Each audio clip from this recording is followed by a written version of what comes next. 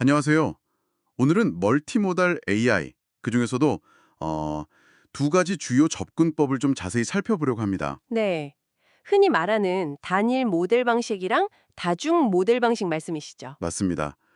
모든 걸 하나의 큰 모델로 처리하느냐, 아니면 여러 전문 모델로 나누어 처리하느냐, 이 차이가 생각보다 크더라고요. 저희가 참고한 분석 보고서 내용을 바탕으로 한번 이야기 나눠보겠습니다. 좋습니다.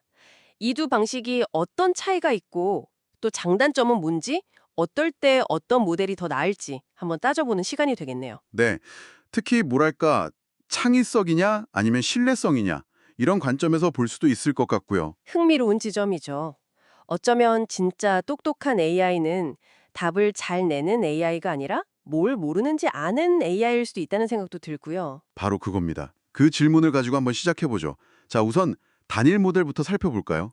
네, 단일 모델은 잘 아시는 GPT 시리즈처럼 텍스트, 이미지, 음성 같은 아주 다양한 데이터를 하나의 거대한 모델이 다 처리하는 방식이죠. 그렇죠. 여러 종류의 정보를 막 넘나들면서 창의적으로 통합하고 연결하는 능력.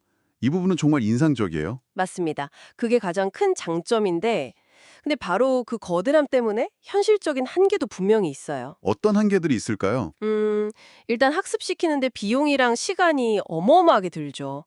그리고 모델 내부가 너무 복잡하니까 그 문제가 생겨도 왜 그런지 원인을 찾기가 너무 어려워요.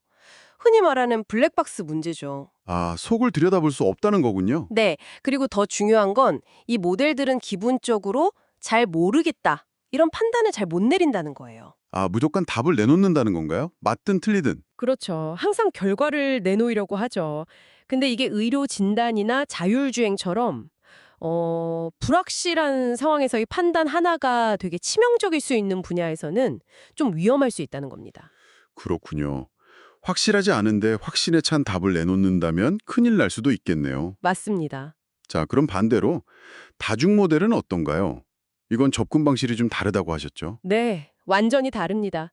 이미지는 이미지 전문 모델, 텍스트는 텍스트 전문 모델, 또 수치 데이터는 그걸 잘 다루는 모델. 이렇게 각자 전문화된 모델들이 독립적으로 학습을 해요. 아, 각자 자기 분야만 파는 거군요. 그렇죠. 그리고 마지막 단계에서 각 모델이 내놓은 결과들을 종합해서 최종 결론을 내리는 방식입니다.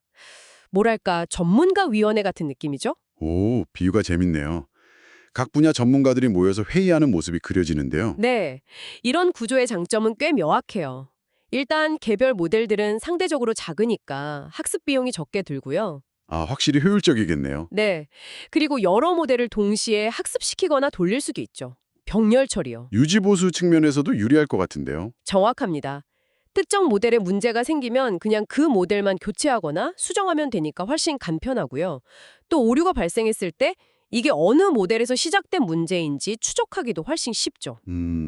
확실히 투명성이 높아지겠네요. 그리고 결정적으로 이게 중요한데 여러 모델들의 의견이 다를 때가 있잖아요. 네, 있겠죠. 예를 들면 가령 이미지 모델은 정상이라고 하는데 센서 데이터를 분석한 모델은 이거 좀 이상한데? 이렇게 판단할 수 있죠. 의견 충돌이네요. 네, 그럴 때 단일 모델처럼 억지로 하나의 답을 내는 게 아니라 시스템이 이거 확실하지 않은데 하면서 판단을 보류하거나 경고를 보낼 수 있다는 겁니다. 아하, 모른다 또는 확신할 수 없다고 말할 수 있는 능력이군요. 바로 그겁니다.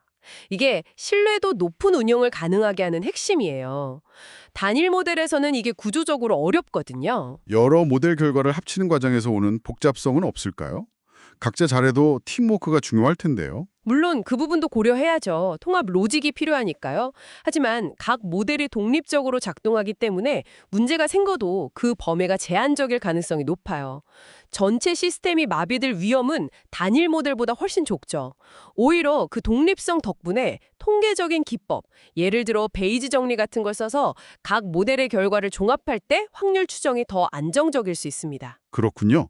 결국은 그 모른다고 말할 수 있는 능력, 이게 핵심 차이인 것 같네요.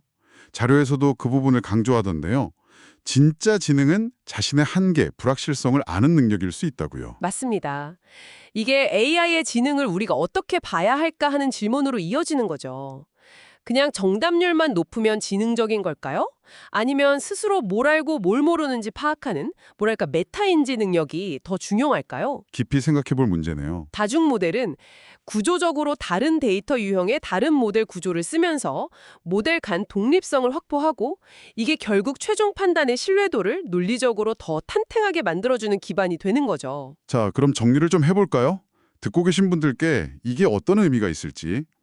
단일 모델은 창의적인 통합 능력은 정말 좋지만 비용, 그 블랙박스 문제, 그리고 때로는 좀 위험할 수 있는 과신 경향이 있고요. 반면에 다중 모델은 겉보기엔 덜 화려할 수 있어도 신뢰성, 안전성, 비용 효율성, 그리고 무엇보다 불확실성을 관리하는 능력에서 강점을 보인다는 거죠.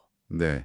그러니까 만약 여러분의 목표가 아주 혁신적인 아이디어를 찾는 거라면 단일 모델이 매력적일 수 있겠지만 안전이나 신뢰가 정말 중요하다면 다중 모델 쪽을 더 심각하게 고려해야 한다는 거네요. 그렇죠. 자료에서도 비슷하게 결론 내리는데, 다중 모델이 그냥 다른 기술이 아니라 어쩌면 현실 세계 문제에 AI를 책임감 있게 적용하기 위한 새로운 패러다임일 수 있다는 겁니다. 특히 신뢰가 생명인 분야, 예를 들어 의료나 금융, 자율 시스템 같은 곳에서는 더욱더요. 단순히 성능만 내세우기보다 AI가 저 확실하지 않습니다라고 말할 수 있는 게 오히려 사회적으로 받아들여지고 안전하게 쓰이는데 더 중요할 수 있다는 말씀이시군요. 네, 바로 그겁니다. 그게 사회적 신뢰와 안전한 공존의 핵심이 될 수 있다는 거죠. 마지막으로 한번 이런 질문을 던져보고 싶습니다. AI가 우리 삶에 점점 더 깊숙이 들어오고 있는데 우리는 모든 걸 다 할 수 있는 것처럼 보이는 그런 AI를 원해야 할까요? 아니면 자신의 능력이 어디까지인지 또 언제 불확실한지를 명확히 알고 솔직하게 말할 수 있는 좀 더 신중한 AI를 신뢰해야 할까요? 우리와 AI 사이의 신뢰란 과연 무엇일지 함께 고민해 볼 지점인 것 같습니다.